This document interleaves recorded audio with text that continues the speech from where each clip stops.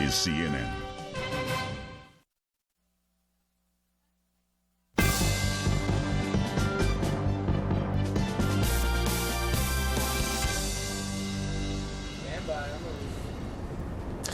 The markets have now entered the last hour of trading, and over the last 30 minutes or so, they dropped below 700. Again, that would be a new low for the session. The markets dropped early, and then they came back a bit, and then throughout the afternoon, they've been edging lower, lower, lower. Christine Romans on the floor of the stock exchange joins us. Chris? Hi there, Aaron. You know, the selling pressure really intensifying here in the last hour of the trading session, and this is the biggest one-day point loss ever for the Dow if this sort of magnitude of losses hold, and this is the lowest level we've seen the Dow since the end of 1998. I want to talk about some of the sectors that aren't doing so hot here. First of all, the airlines, no surprise there, but airline-related stocks are getting hit here overall. You're looking at stocks that are down like Boeing, 14%. That's a Dow component. That's one of the reasons why the Dow is so weak. A lot of people worried that it could see a big drop in orders for planes as the airlines retrench. United Technologies down 24%. It has a division called Pratt & Whitney, and that makes engines for both commercial and military aircraft. AMR, that's a parent of American Airlines. The parent of United is UAL and Delta, all of them down sharply. Also watching retail stocks here because people are concerned about what it all means for people going to the mall if they're staying home watching their televisions, or if they're concerned about their safety, and if they're frankly grim. Walmart down 1.5 points here. Home Depot, Sears, Kmart, and Target all lower. Defense contractors, though, one of the rare bright spots here. Some of these names are active. Raytheon, RTN is the ticker symbol, up sharply here. Lockheed Martin also higher. Northrop Grumman, General Dynamics, Newport News, all of them moving higher here. That is to be expected. People have been calling for that for days. You're also seeing some buying in the drug stocks and Philip Morris and the typical defensive names. The question everyone's asking me, Aaron, is this all sustainable, or is this a one-day reaction? But clearly we are in a tough downtrend, at least for today, Aaron. Christine, help me with one or two things. In the last hour of trading, I'm guessing here that, for example, the mutual fund companies have some idea of whether money's going in or out. Is this the time they move into the market and will affect the last hour? Absolutely. It's something we've been seeing for about the last 4 or 5 months. Is the last hour of the trading day is the most volatile because so many people are wondering what's happening in the market even before this. Remember, the S&P closed at a 3-year low the Friday before this tragedy on Wall Street. So the path of least resistance was already lower. People were sitting on their heels waiting to see how the market fared during the day before they got in or out. So this is the same kind of trend we have been seeing. People want to watch, want to see how the market's faring, and then they're going to make their decisions. A lot of folks have been calling for some sort of substantial rally off the low. When you didn't get that so-called bargain hunting coming in aggressively here, my hunch, and the traders say on the floor, is that people decided they better come in and sell it now. And they'll see how it goes over the next few days, and then they'll either be buyers or sellers as we go on. But everybody's been saying, Christine, that this is not, well, I don't know that everyone's been saying, but a lot of people have been saying that for a while we're going to see a very volatile market. And, you know, Aaron, in times of crisis, it has happened consistently with any kind of international crisis. You see a big reaction in the market, and then things smooth out over the next weeks. So people are saying, you know, listen, you got to get back to me in 2 or 3 weeks, and then I'll tell you what I think. Does anybody make money on a day like today?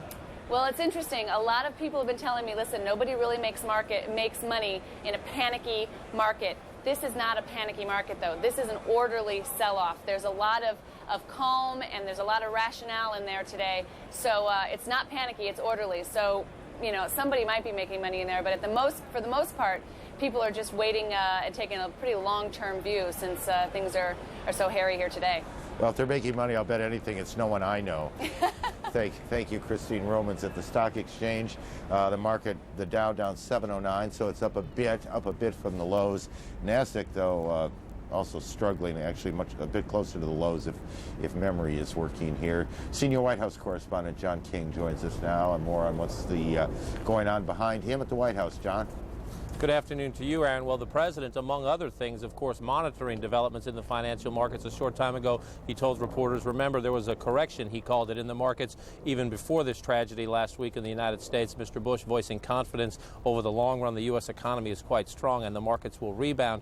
At this hour, the president out delivering a very different message. He's visiting an Islamic center here in the Washington area, increasingly concerned, the president is, we are told, about reports of backlash against Arab Americans around the United States. The president delivering a message this afternoon that even as the investigation continues and of course the focus on suspects of Arab descent, the president urging Americans not to take that out, not to be intolerant against Arab Americans. He's saying most of whom are just as law-abiding as any other Americans. Now, earlier today, though, the main business at hand for the president, military planning, a trip over to the Pentagon for the president. You see him here meeting in the conference room of the Defense Secretary Donald Rumsfeld. This session to discuss the call-up of some 35,000 members of the National Guard and the reserves, most of them to be deployed here in the United States for things like monitoring air defenses, and the president also said some chaplains among the call-up in the reserve. Very tough language from the president today, though. Reporters asked him about Osama bin Laden, the investigation continuing, the administration labeling Mr. bin Laden the prime suspect,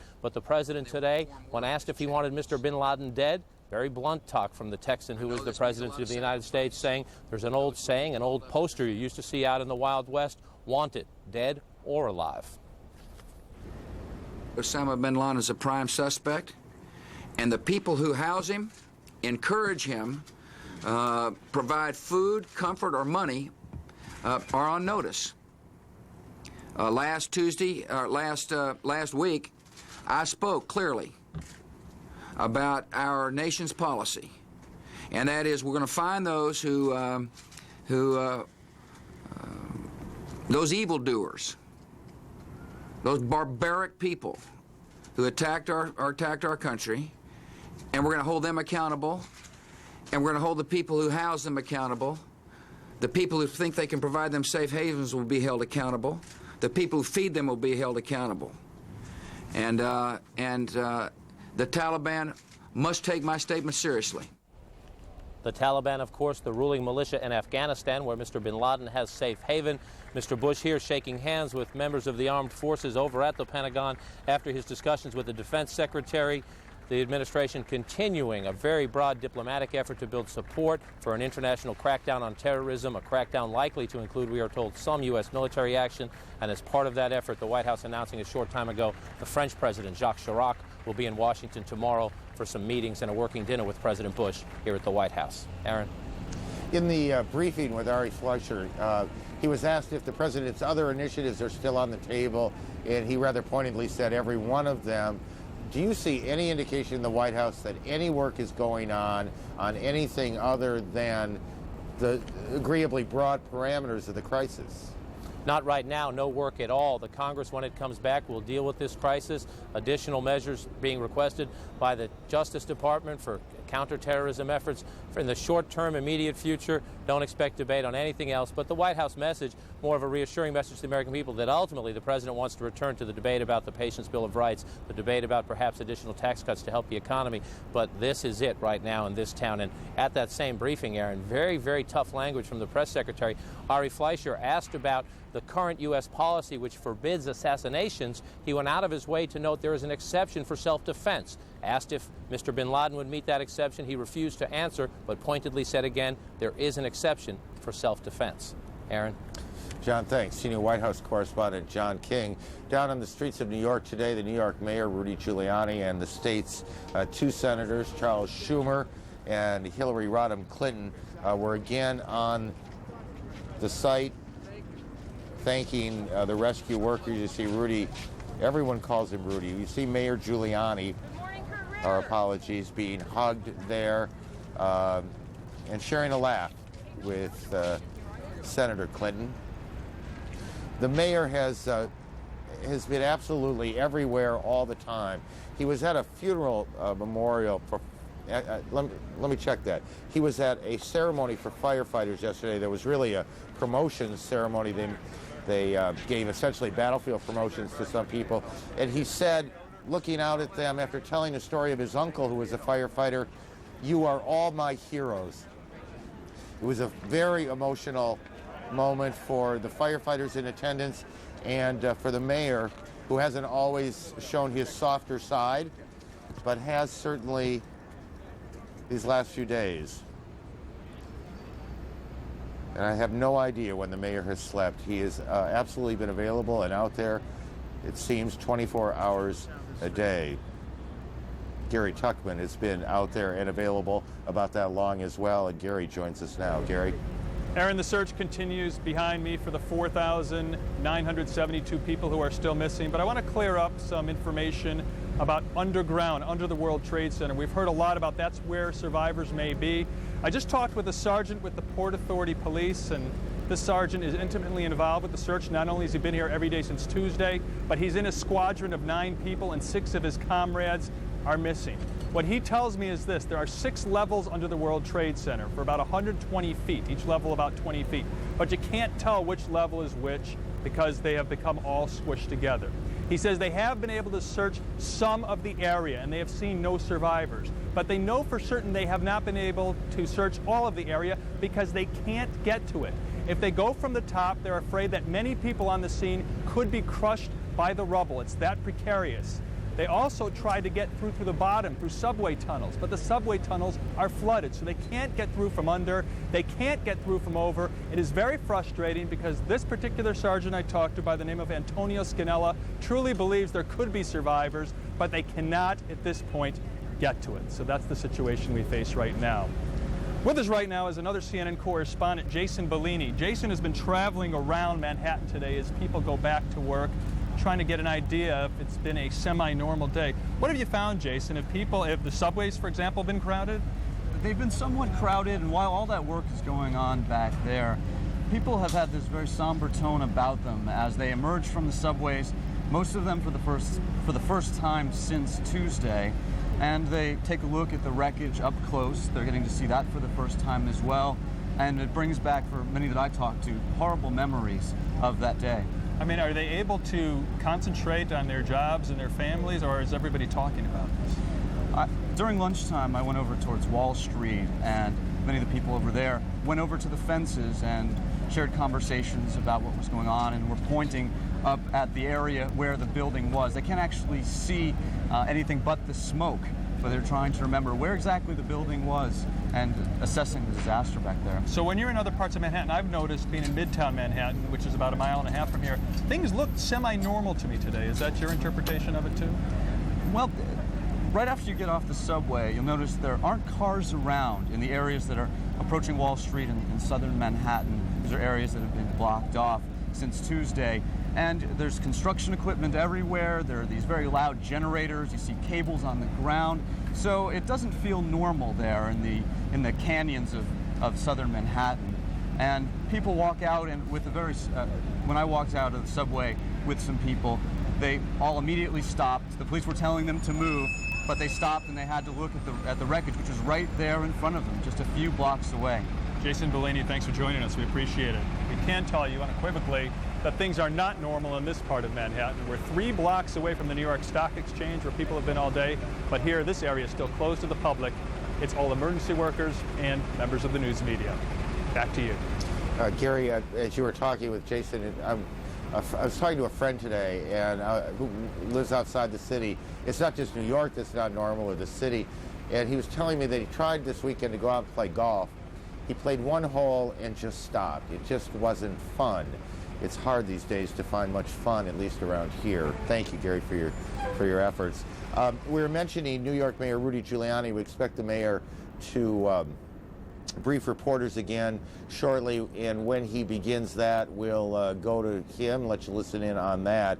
If we can quickly go to San Francisco here for a moment, there is that's waiting for Rudy, a memorial service going on in San Francisco now for those who died on Tuesday. You'll recall perhaps that one of the flights was headed for San Francisco, so San Francisco was perhaps mourns a bit more than other parts of the country today.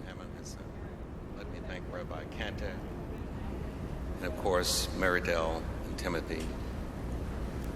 Let me welcome all of you And these are the kinds of ceremonies, vigils, services that have been going on across America, particularly since late last week, Friday, Saturday, Sunday. Certainly will go on again tonight. The Jewish New Year begins at sundown. The Jewish Americans going to synagogues, and those vigil services will continue. We'll have more Talkback Live coming up. CNN's coverage of the new war continues in just a moment.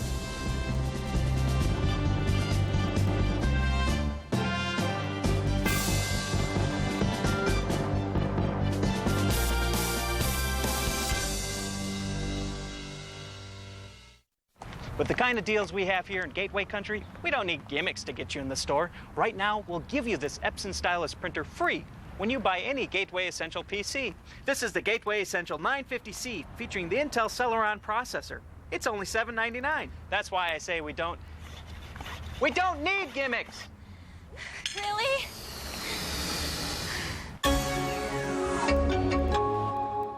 Offer ends September 23rd, so stop by soon or call 1-800-GATEWAY. Refinancing your mortgage may be easier than you think. Just log on to ditech.com or call 1-800-71-FIX. Today's low fixed rate with 0 points is only 6.750%. With interest rates lower, now may be a great time to get cash or use the equity in your home to consolidate bills. It's smart money from ditech.com. Apply online or call us at 1-800-71-FIX. There is a venture capitalist out there with hundreds of millions of dollars for technology firms. Startups, expansions, firms with new ideas, all in a friction-free business environment. Why would a venture capitalist work this way? Because they're convinced that technology is a can't-miss investment, and they'll do whatever it takes to help companies succeed. Who is this venture capitalist? Pennsylvania.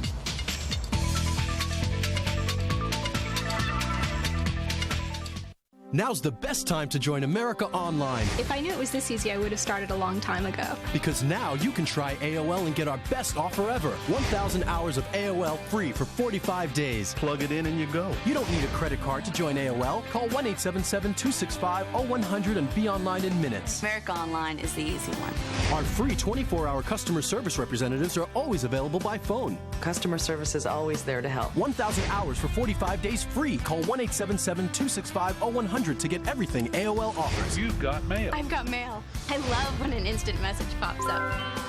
AOL has parental controls, and that's a good thing. Chat, instant messages, email. AOL has it all. Now you can join AOL right over the phone. You don't even need a credit card. Fire up the computer and off you go. Get online in minutes. Our operators are standing by. If we could do it, anyone can. America Online, so easy to use, no wonder it's number one. Call 1-877-265-0100 for AOL's best offer ever.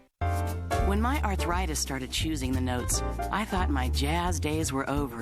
But my doctor said keep moving with Advil. It's strong enough to let me control the pain. That's me playing again. Take Advil and take control.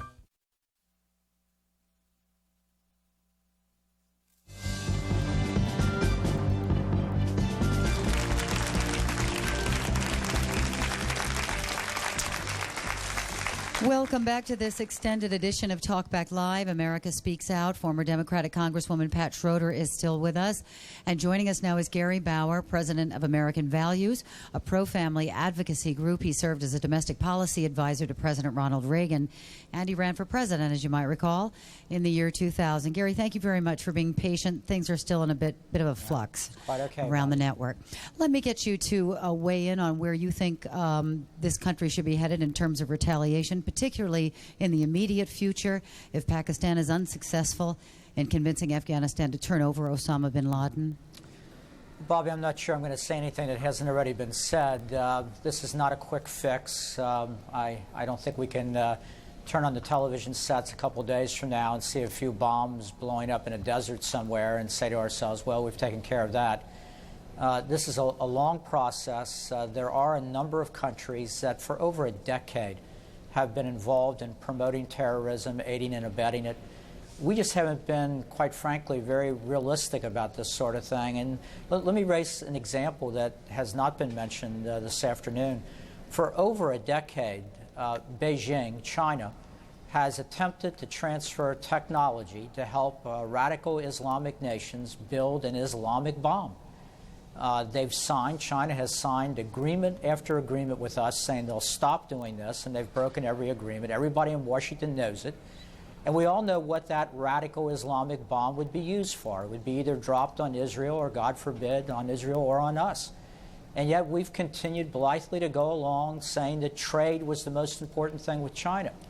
So I think we've just got to get a lot more serious as Americans about a whole lot of things, or face the prospect of even more terrible headlines ahead. Why do you suppose we had gotten so complacent? Was it because it had not come home to roost on American soil? I think that's part of it. You know, democratic governments often have periods of softness, particularly after a war.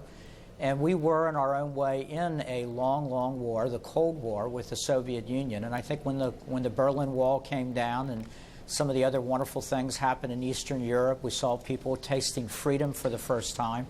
We had that same impulse, as we often have as free men and women, to think that the world was now some nice American suburb, when in fact it's a lot more like the South Bronx at midnight. It's still a very nasty place, and there are a whole lot of folks that get up every morning with the only thought in mind, what can I do today to harm the United States? And I think we just need to remind ourselves of those kinds of facts a lot more often than we have been in recent years. And Congresswoman Schroeder, it's not like we didn't have a little bit of warning, especially in the last 10 years. Well, I honestly think one of the things we've talked about over and over, and we really shouldn't lose focus on, is we've got over 40 intelligence agencies, and they really need to be coordinated better, and we really need to have human intelligence, not just gadgets. It's got to be a combination of both. And I think we kind of believed we could do it maybe too much in a high-tech way. I also think, though, what we're hearing from the president is so important. We must say to every American that you're not to go enforce the law by yourself, and to take it out on Arab Americans is just unconscionable. We have got a very good team. We may or may not have been too lackadaisical before, but you've got everybody's focus now. And I think the trick is to work together for a unified response against enemies and terrorists, and not against American citizens.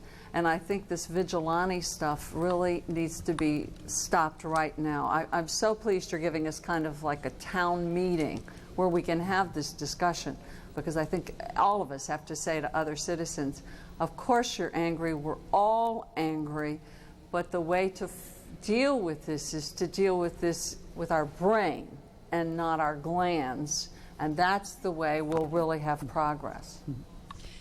Let me go to the audience here. Ben, your thoughts? Yes, I'd like to agree with Senator Schroeder about military intelligence. We do need more people in military intelligence. But being someone who's spent some time in the Air Force, we always had a saying that there's no such thing as military intelligence.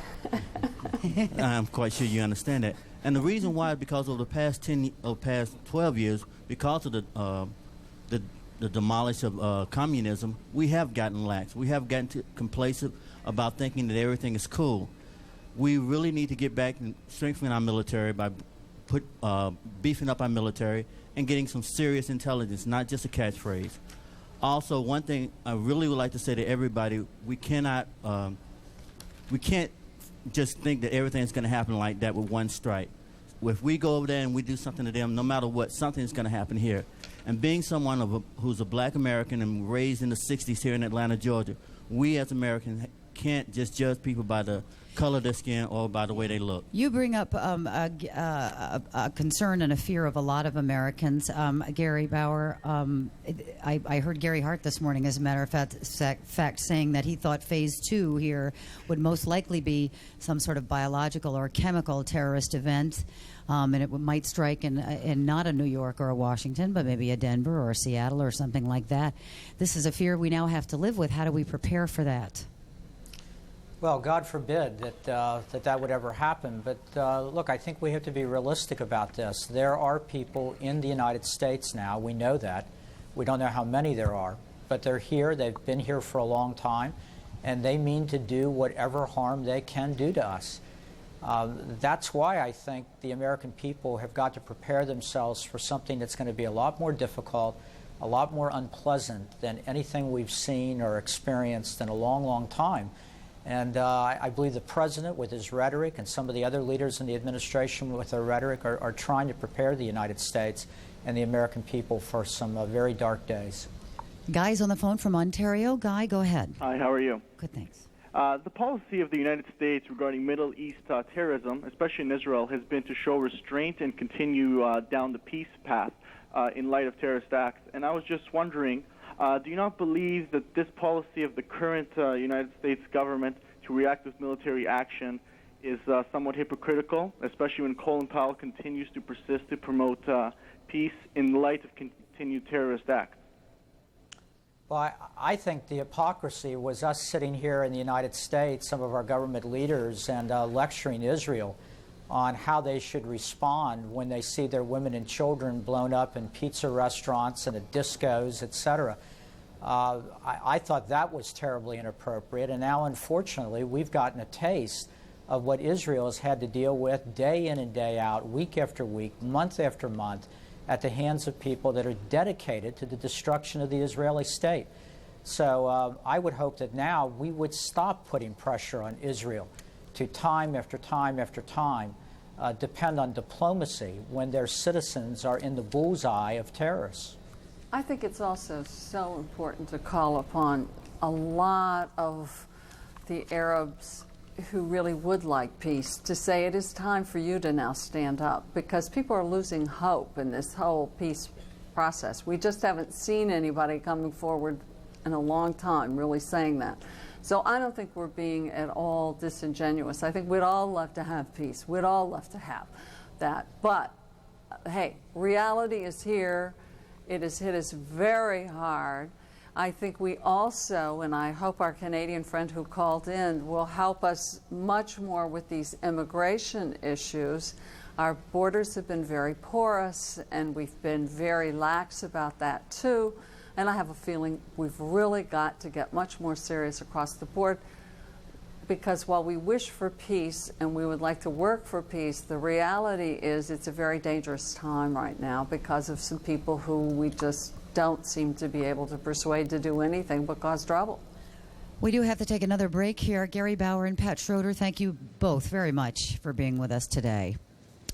As we do, a couple more emails here. Walter in Indiana says the USA and our friends have to do something about the attack. If we don't, we are just saying to all the terrorists, you can do it again.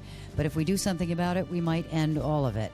Scott in the United Kingdom says, I can only hope that insightful and determined individuals with long-term objectives lead this war on terrorism. This incident may be the catalyst for positive political change throughout the world.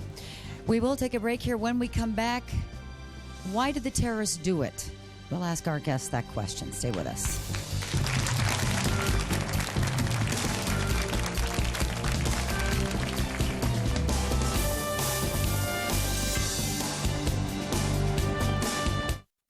The search for life and loved ones continues as President Bush promises victory against terrorism. For complete coverage, stay with CNN.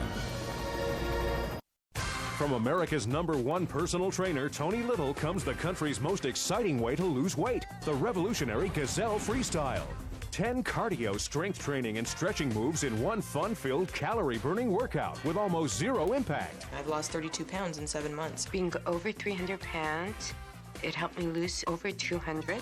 The Gazelle Freestyle has worked for these people and many more. Now you can try the Gazelle Freestyle before you buy. At home for 30 days for just $14.95 plus shipping and handling. Complete with onboard heart rate monitor and Tony Little's exclusive one-on-one personal trainer video. Use the system for 30 days. If you don't fall in love with it, if you don't get results from it, if you don't like me, send it back. This sensational Gazelle Freestyle $14.95 trial offer won't last long, so don't miss out. Call right now. Call now to order a Gazelle Freestyle to try in your own home for just $14.95 plus shipping and handling. This is CNN.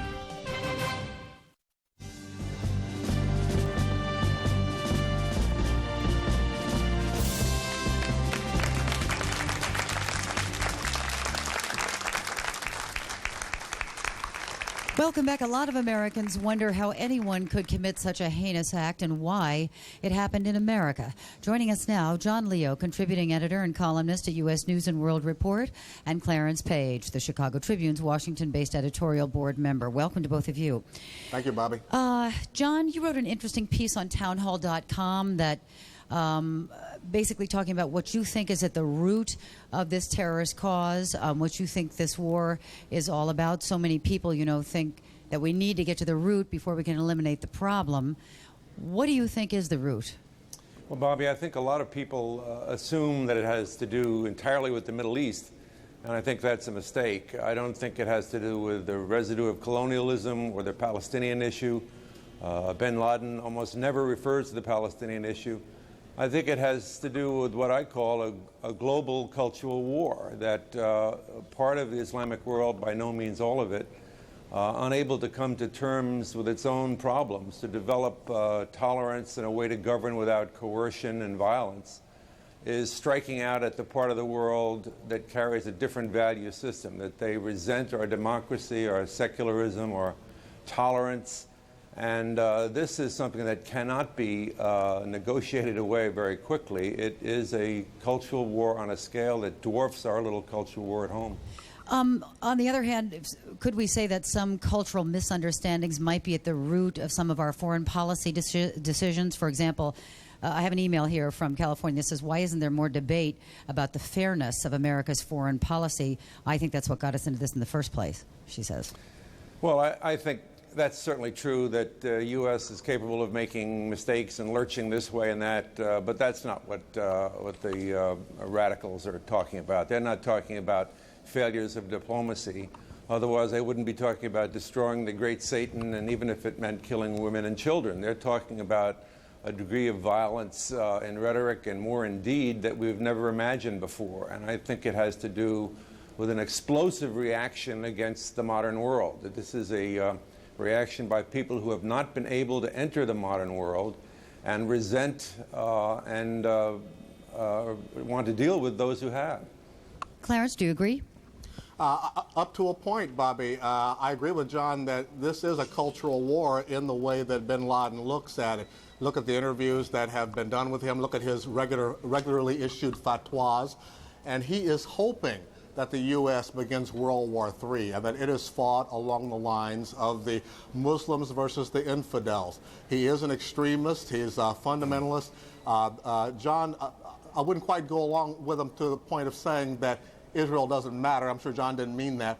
Israel does matter, but that was just one of the previous straws. The big straw that broke the camel's back in bin Laden's view was when the U.S. Put military bases in Saudi Arabia, his home country. He felt that was an insult to Allah, to Islam. While he is quite a modern guy, and two of his brothers went to Harvard Law, I understand, his family has disowned him, but nevertheless, he feels that he is out to lead a holy war against this cultural encroachment. I put him in the same category with other fundamentalists, even Pat Robertson and Jerry Falwell, whom I have met and know last week when they were inferring that this collapse of the World Trade Center was somehow God's punishment for legalized abortion, the ACLU, secular education. They were voicing the spirit of fundamentalists everywhere. And I don't want to put them in the same category with bin Laden, don't misunderstand me, but if you want to understand where bin Laden is coming from, you have to look to that religious fundamentalist minority of Muslims and Arabs, and it is a minority, and we shouldn't be prejudiced against the majority of Muslims and Arabs because of them. I guess some people might ask, I'm sorry, John, were you going to say something? No, I was going to say I agree with Clarence. I didn't mean to say that Israel doesn't matter. Israel certainly matters in that it's considered an injection of the demonic West into Arab territory. But I think we have to make a distinction between the intellectuals, as Clarence points out, who may or may not have gone to Harvard and are conversant with modern methods, and the vast majority of people in the extremist world who feel violated by modernity. I mean, bin Laden may not be. He may have rational responses to the U.S. setting foot in Saudi Arabia, but the vast majority of his clients that he speaks for are lashing out at the developed world and everything it stands for. You know, this thing about being upset about military bases being in Saudi Arabia, I understand that to a point, but why at the same time wouldn't his beef be with the Saudi government who allowed them there? Well, the Saudi government's kicked him out. They expelled him from Saudi Arabia. He does have a beef with the government of his home country. At the same time, of course, Saudi Arabia is the home of Mecca and other very important, the most important locations in the world of Islam. But there is a hope here with Arab governments and Islamic governments that don't trust bin Laden any more than we do. This is going to be a very interesting alignment, and I think there's no question we're in a new world, and there are opportunities here to form new alliances. Let me take a phone call from Bill in Alaska. Go ahead, Bill. Hi, I'm a Gulf War veteran and currently waiting for my call to join my Air National Guard unit here in Alaska. And my comment is this, in Korea, Vietnam, and in the Gulf War, we had somewhat war power resolutions, which kept politics as part of the equation. When are the politicians going to put politics aside? How many Americans must die before we finally declare war? We know the names. The Taliban are going to execute 8 Christians just because they're Christians. We know who the enemies are. It's time to put politics down, declare war, and let the military go fight it. But even if we do, thanks very much, Bill, appreciate it. Even if we do that, I think we still have a problem going about making it happen. That's right.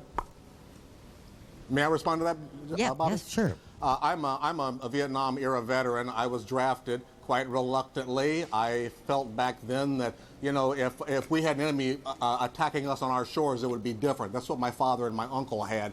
Well, we got it now. This is the war I've been waiting for, you might say. We have been attacked on our shore. But there ain't no easy way to go into Afghanistan, ladies and gentlemen. The terrain is very rough. It's defeated the British. It defeated the Russians. We cannot go barreling in there and think with just military might we're going to win any more than we were able to win with military might in Vietnam. We're talking about, first of all, understanding who the so-called enemy is. The Taliban and their birth with the Mujahideen, who were encouraged by the CIA in the fight against the Soviet Union. We've got long roots there, but Americans know very little about that area and very little about this movement of which bin Laden is a part. And so I have confidence that Colin Powell, another Vietnam veteran, is going to approach this with all deliberate speed, improve the area of ignorance that we currently have about who we're fighting, and approach this both as far as human intelligence is concerned, maybe Delta Force units, maybe co-opting members of his movement, and if necessary, full-fledged all-out military action. Mm-hmm. John? Well, I agree with Clarence. Our options militarily are very limited. I think what your caller is expressing is the frustration and rage we all feel. But whatever kind of strike is made, there's very few targets that we can plausibly hit and do any damage to. We very likely will not be able to find bin Laden. And I think that the diplomacy, not the placating kind, but the kind that tries to make the moderate progressive Arab states come down harder and more firmly on our side is important. What Pat Schroeder said a moment ago, that there's an ambivalence in a lot of the developed Arab states. They know that we are what protects them from the radicals, but they sometimes fund and protect the radicals themselves. I think that ambivalence has to end. Some of the money flowing from the oil-rich states to the radicals is a kind of protection racket that we have to do something about. So that's the frontier of diplomacy. Which side are you on? Not a public declaration, but forcing the hand of the developed states that want to be where the U.S. is and realize that we are their allies in their future. Let me go to the audience here quickly. And Jenna? Yeah. I have a question and a comment. I think when we say that it is a war between two cultures and that's basically it, I think we fail to recognize a substantial part of the problem here, and I think that is the cyclical process that's going on here, dealing with a lot of the Islamic world, and that is where the United States government sees a threat, sees a problem, sees a dastardly, cowardly act like as happened Tuesday, imposes harsh sanctions or something on a country like Afghanistan or Iraq, in which thousands of civilians die, and that brings more anger and brings more, frustration, and another cowardly act happens, and thus the cycle keeps going on. Do you really think it's only a war of culture? Don't you think that maybe we should be looking at the frustration that comes from American policy? Well, if it were just about American policies, I don't think we would see the terrorism in Uzbekistan or Chechnya that we see all around the Arab world. There are pockets of extreme terrorism, and it can't all have to do with Israel or U.S. policy. I think it has to do partly with that, but partly with the frustrations of a culture that hasn't been able to enter the modern world. I have to take a quick break here. Andy's on the phone from California. Andy, I'll take your call when we come back.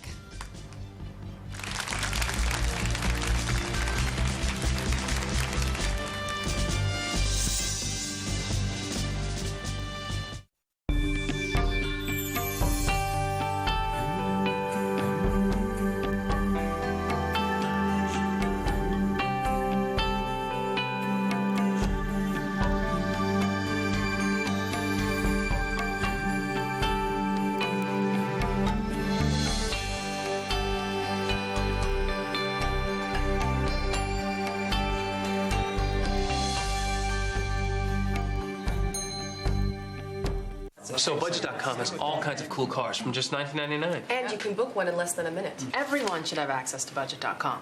Hey, why don't we send computers to everyone in America? Yes.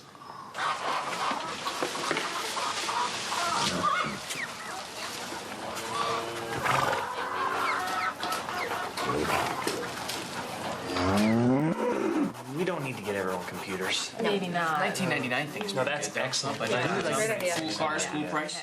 I'm a mother. I'm a thinker. I'm a friend.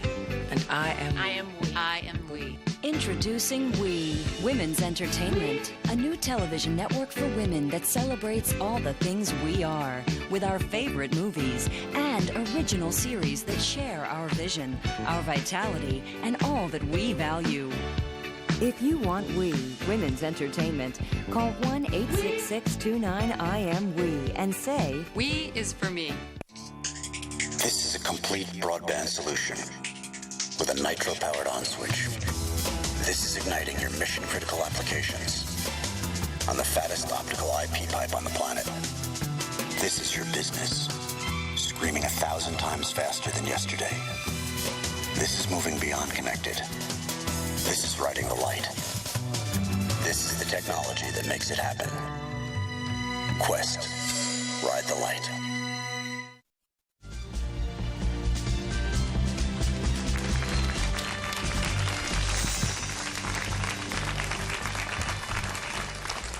All right, Andy's on the phone in California. Andy, go ahead. Hi, Bobby. What I want to say is I think what we have here is beginning of World War III. It requires the entire world, civilized world, bind together to fight this, not in a reactionary way, systematic, cooperative way that involves all institutions, civilization, diplomatic, economic, including military in selected ways. And I think that, in essence, this is haves versus have-nots. Now, have-nots, some are self-limiting by Islam, radical Islam mentality, but because poverty is so prevalent in these areas, it foments these kind of radical thinking and beliefs that, best to America because they have and we don't. So it's going to involve... Let me jump in here, Andy, a little bit because you're really kind of breaking up. I'm not sure if you're in a bad cell there or whatever. I think, gentlemen, you got the gist of what he said? Haves versus have-nots, basically. Yes, I would say that as far as the have versus have-nots go, we're talking about countries that are not democratic, countries that don't have truly free markets, free flow of ideas. The worst offender is Afghanistan under the Taliban, who won't even let girls or women be educated, even at home. We're talking about a world that's trying to hold on to the past while the future is encroaching, and many people resent it. The young lady earlier who was talking about our American foreign policy, our view of the world being partly at fault here, I'm not going to exonerate us or our country. I think after wartime, it's certainly easy to try to turn your back on the rest of the world or to practice unilateralism when you're the big kid on the block. But it's important to remember that people resent whoever the biggest kid on the block is. And that resentment's going to be there. One further thing. Yeah, a lot of people do call us the Great Satan. As Tony Lake, former National Security Advisor, pointed out, Satan was not a warrior. Satan was a tempter.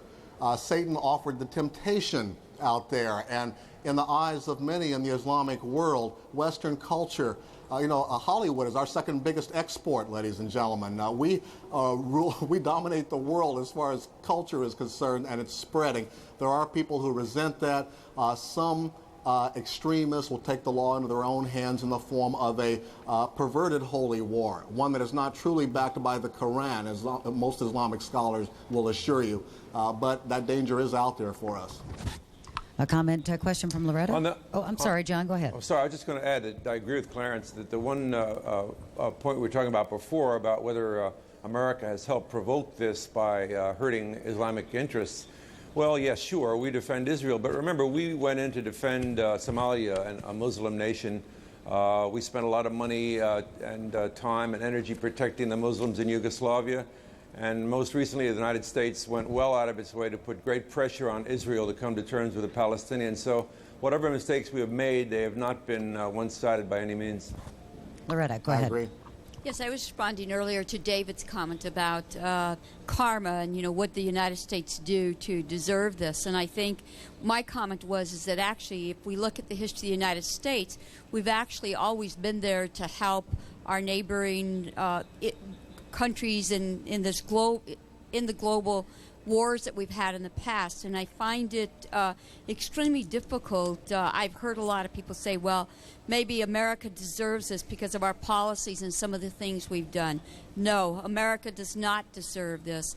America has been, certainly we've made our mistakes, I think, but to stop to think we've been a great country that has been there to help many others, oftentimes even to the demise of our own citizens.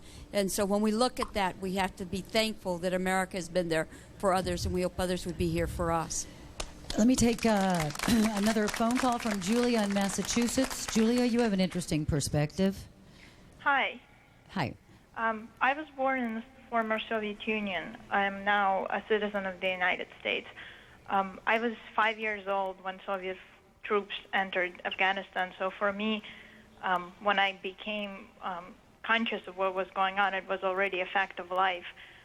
And I've seen people who came back from there, they came back changed, and most didn't come back. And my point is that while the American public is calling for quick revenge, retaliation, ground troops in Afghanistan, people just don't understand what it's like in there. People don't understand that American Army has never had a chance to train on the terrain like the terrain in Afghanistan.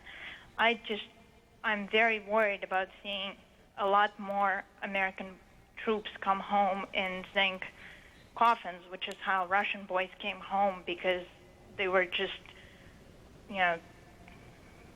killed, unrecognizable. They would have to be put in zinc coffins. And Julia, thanks very much for your comment. She does make a point. History is not really on our side when it comes to going into a country like Afghanistan. We need to learn the lessons of history, of course. The Russians were in there trying to support an illegitimate government, and they ran into some severe problems. The kind of things we're going to run into if we think, again, that military might alone is going to win. We must begin to, first of all, close that information gap that we have about Osama bin Laden, about his movement. Obviously, we've had our wake-up. I don't say wake-up call. We've had our wake-up. We should have had our wake-up call in the year 2000 when the Millennium Bomber was captured in Seattle, one of bin Laden's men about to blow up Los Angeles airport. Instead of waking up, we hit the snooze alarm. We thought, or snooze button. We thought we were going to be able to beat this terrorism thing more easily than we have been able to. And now, sadly, we have this terrible tragedy. America is awakened, but we must not rush blindly in our rage into a bigger problem, another quagmire. We must do this the right way in preparation for this new century. The White House is confirming for us, we're just learning now that British Prime Minister Tony Blair will be at the White House on Thursday, which is a little bit earlier, I understand, from a trip that he had been planning, obviously under the circumstances. Go ahead up here to the back row. What happened last week, Tuesday, was against all of humanity. There were all races, religions, ethnicities. Terrorism has been around for thousands of years, and we've got to find a peaceful way to come to all love each other. Otherwise, it's the end of humanity. Planes were flying overhead that afternoon in our home, and I thought, this is what war must be like. What a terrible, terrible tragedy it would be if this is what it ended up to be, because it would affect every one of us. We should explain you live in Connecticut, yes. So you are close by. We must learn to live with all of us and love all of us. Sergio, you had a concern. You're from Mexico. Yes, my concern is Pakistan is going to lead the United States Army to attack Afghanistan, but I know that Pakistan and India, they have some frictions. Therefore, also they have nuclear weapons. I'm a little bit concerned if nuclear weapons are going to get into the equation of this big problem that we have now. May I speak to that, Bobby? Certainly, John. Yes. I think we have to take into account that Pakistan is in a very vulnerable situation. It's right between Iraq and Afghanistan. It can be invaded from either side. They are carrying our message to the Taliban, whether we can rely on them to be wholehearted allies or force them to do things that could topple that regime and put nuclear weapons in the hands of people who do not wish us well. So that has to be very carefully handled, the whole issue of Pakistan. I have an email here from Joe in Fort Worth, Texas, who says, if the Taliban is so concerned about its impoverished people, why don't they ask bin Laden to contribute some of his many millions to improve life for these poor? The answer probably is that he doesn't care and would rather spend his money on hate and terrorism. Eric, go ahead, your comment. Yes, there was a mention of bridging the gap of ignorance about bin Laden and his movements. What about the gap of the rest of the terrorists that could easily take his place if we did bring bin Laden in? I'm not sure there are terrorists who could easily take his place. Bin Laden is a special figure. He's not a strategist. He's not a militarist. He is an inspiration. And ironically, we have helped to improve his charismatic appeal among this extreme element by giving him so much attention. We have to give him attention, of course. But at the same time, Colin Powell has said we're not going to just go after bin Laden, we're going to go after the entire terrorist network. That's a big proposition, but it is an essential proposition because you're right, one person isn't the whole story. We have to end it there. John, Leo, and Clarence Page, thank you very much for educating us. Appreciate you being here. And we will be back again tomorrow at 2 Eastern Time for another 2-hour special edition of Talkback Live. Right now, all eyes are on Wall Street, where the markets will be closing in just a few moments. Lou Dobbs takes us up to the closing bell right after this break. Stay with us.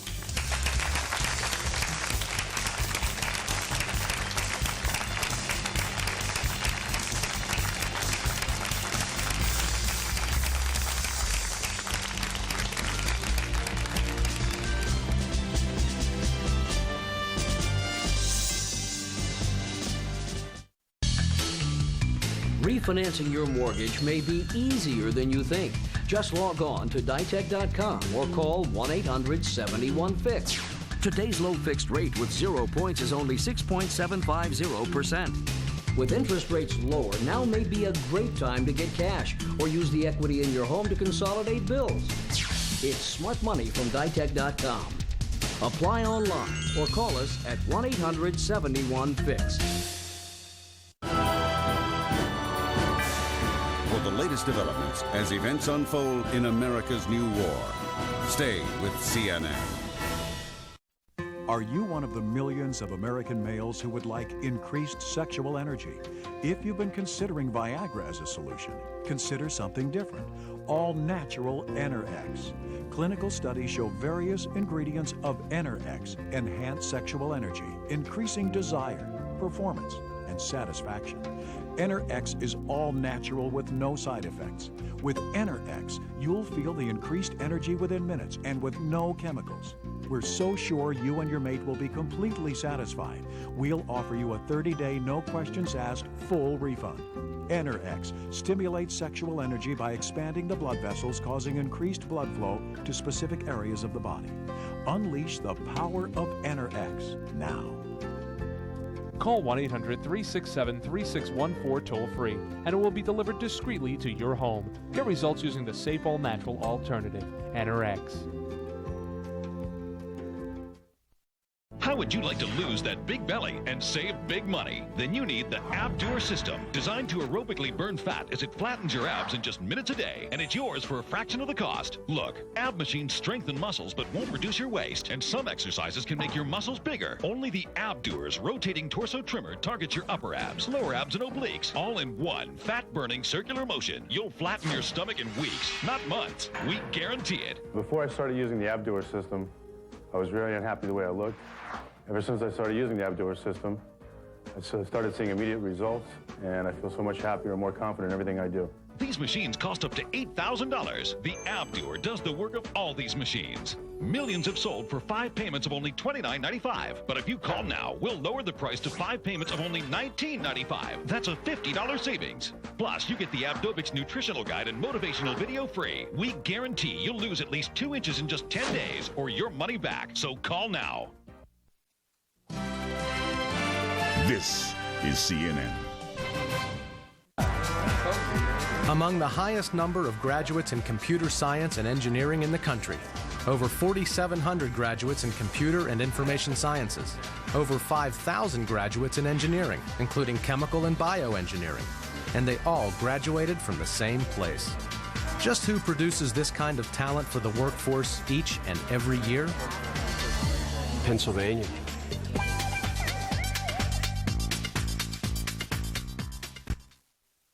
In the next 15 minutes, a new look will go from outrage to all the rage. A simple song can define a generation. In the next 15 minutes, start cooking. Get hot-wired. Shift into 5th gear. Now, lifestyle news that fits your ever-changing life.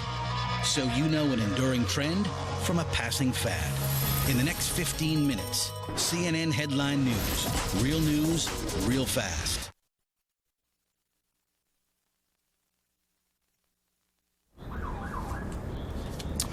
Well, the markets today tumbling right from the opening bell. The Dow Jones Industrials plunging more than 650 points, about 7%.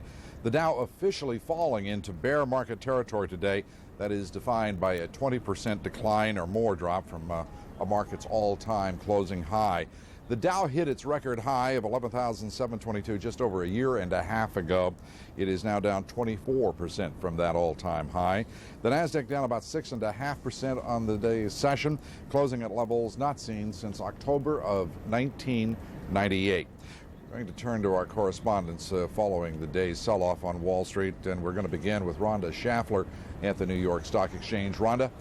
Lou, this will be a day when records are set, the biggest one-day point loss for the Dow Industrials, and the busiest trading day on the floor of the New York Stock Exchange. But the Dow at this point does not look like it will close at its worst levels of the session. For a brief time, the Dow dropped more than 700 points this afternoon, as that chart illustrates. It did bounce back from that. The other thing that's important to mention here, Lou, is that throughout the day, the selling, while heavy, has been orderly. We have just about a minute and a half before that closing bell rings. Last 90 seconds to get in orders. There is no panic on this trading floor. I have been on this floor. When there is panic, there is none today. This was a day where the markets opened and they functioned, and while the sell-off was severe, the markets still were made. Lou, one thing I want to point out to you as we head up to the closing bell, you were here for the very emotional bell ringing this morning.